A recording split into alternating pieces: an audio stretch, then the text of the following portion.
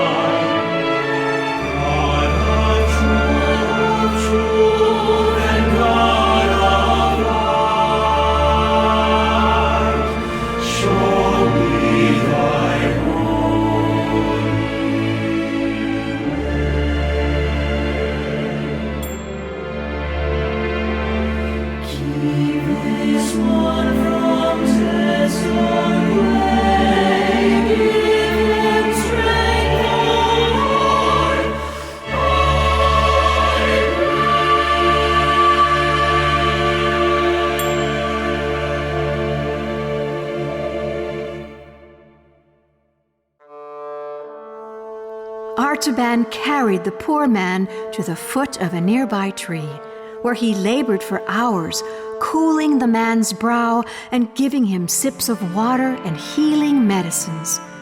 At last, the man awoke and asked, "Who are you, and why have you brought back my life?" I am Artaban, one of the Magi, and I found you near death. I am going to Jerusalem in search of the one who is King of the Jews and deliverer of all men. I cannot delay any longer, but I leave you with bread and wine and medicine, and you can find shelter in the village nearby. The man looked toward heaven and said, "I have nothing to give you in return, but I can tell you this. Our prophets have said that the Messiah should be born not in Jerusalem, but in Bethlehem of Judea. May the Lord bless you, because you have taken pity on one who was sick."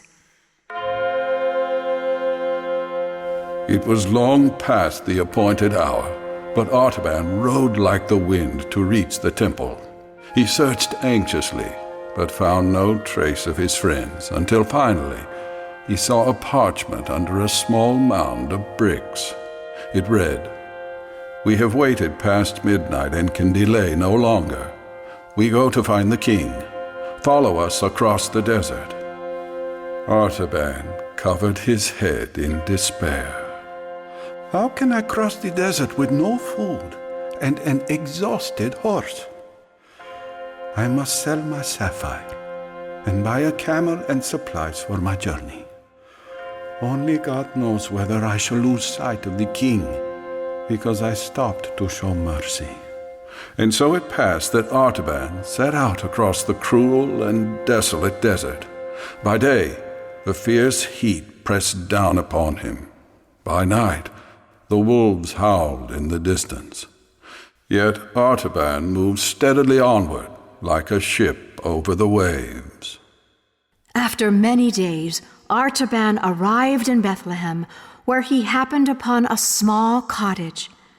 Entering, he found a young mother and her baby. She told him of the strangers from the east who had appeared only 3 days before, bringing precious gifts to a man by the name of Joseph, his wife Mary, and their newborn son. But the travelers had disappeared as suddenly as they had come, and Joseph and his family had fled to Egypt, for it was said there was danger in the air. Artaban's heart sank as he listened to her words. God of wisdom, you have not seen fit to reward my search so soon and so easily. The one whom I seek has gone before me, and now I must follow the king to Egypt. Suddenly there was wild confusion in the streets, and a desperate cry was heard. "The soldiers! Herod's soldiers are killing the children!" Artaban waved the terrified mother into the shadows and went quickly to stand in the doorway of the house. The soldiers hurried toward him, but Artaban did not move. I am all alone in this place, and I am waiting to give this ruby to the captain who will leave me in peace. Greedily, the soldier snatched the jewel and turned to face his men. "March on," he cried. "There is no child here. The house is empty." God of truth, forgive me my sin. I have told a lie to save the life of a child, and I have spent for man that which was meant for God. Shall I ever be worthy to see the face of the king? And in the shadows, a mother wept for joy.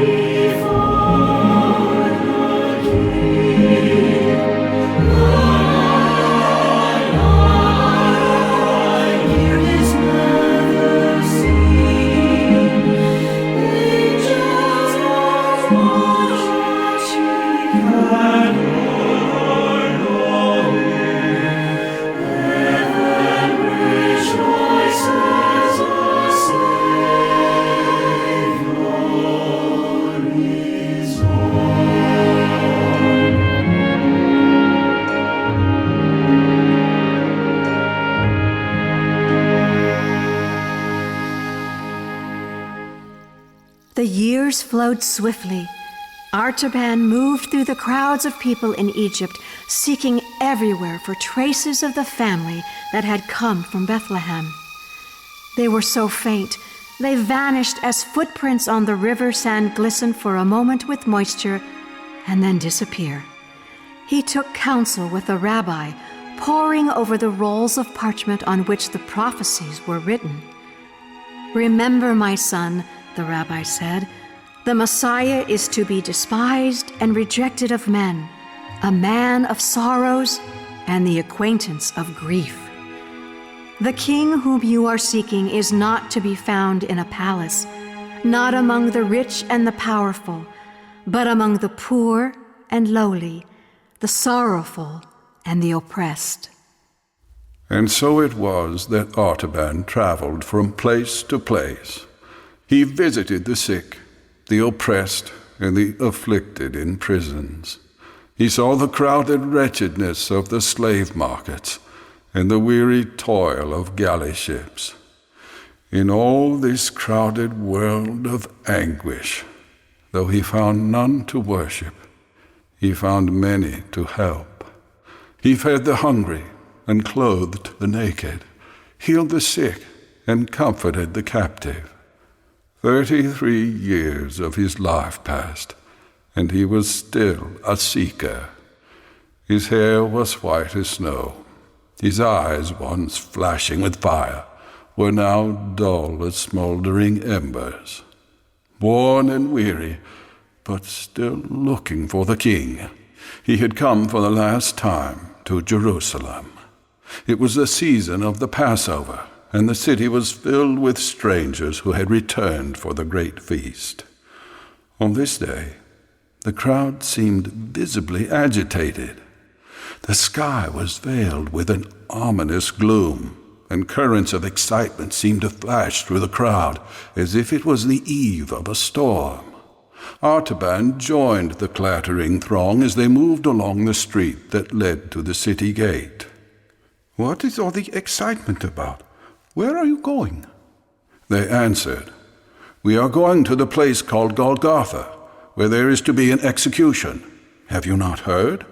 2 famous robbers are to be crucified, and with them another, called Jesus of Nazareth, who claims to be the Son of God."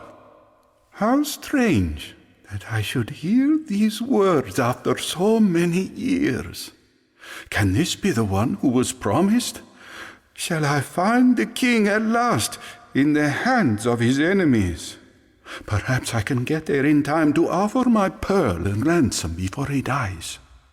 The old man followed the multitude toward the city gate. Just beyond the entrance of the guardhouse, a troop of soldiers came down the street, dragging a young girl. As Artaban paused to look at her, she suddenly broke free and threw herself at his feet. "Have pity on me," she cried, "and save me. My father was a merchant, but he is dead, and I am seized for his debts. They are going to sell me into slavery. Please, save me." Artaban trembled. Once again he felt the old conflict in his soul.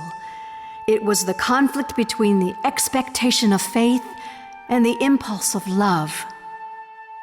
Twice the gift had been drawn from his hand to the service of humanity. This was the 3rd trial, the final test. He took the pearl from his tunic. Never had it seemed so luminous, so radiant, so full of luster. "Here is your ransom, daughter. It is the last of my treasures, which I kept for the King." While he spoke, the sky darkened and shuddering tremors ran through the earth as if it were struggling with a mighty grief. The walls of the houses rocked back and forth. Stones were loosened and crashed into the street. The soldiers ran like drunken men, leaving Artaban and the young girl all alone. Suddenly, a heavy tile fell and struck the old man on the temple. He lay breathless and pale, with his head resting on the young girl's shoulder. As she bent over him, there came a voice through the twilight, very small and still. It was like music sounding from a distance in which the notes are clear, but the words are lost. The girl turned to see who had spoken the words, but there was no one there. The old man seemed to hear, and with the last of his strength he said, "Not so, my lord. For when did I see you hungry and give you food, or thirsty and give you drink? When did I see you a stranger and take you in, or naked and give you clothing? When did I see you sick or in prison and come to you? 33 years have I searched for you, but I have never seen your face or ministered to you, my king." As he finished, the sweet voice came again, and again. The young girl heard it very faintly and far away, but now it seemed as though she understood the words. "Verily I say unto you, inasmuch as you have done it unto one of the least of these my people, you have done it unto me." A calm radiance of wonder and joy lighted the pale face of Artaban, just like the first ray of dawn on a snowy mountain peak. One long last breath of relief escaped gently from his lips. His journey was ended. His treasures were accepted. The other wise men had found the king.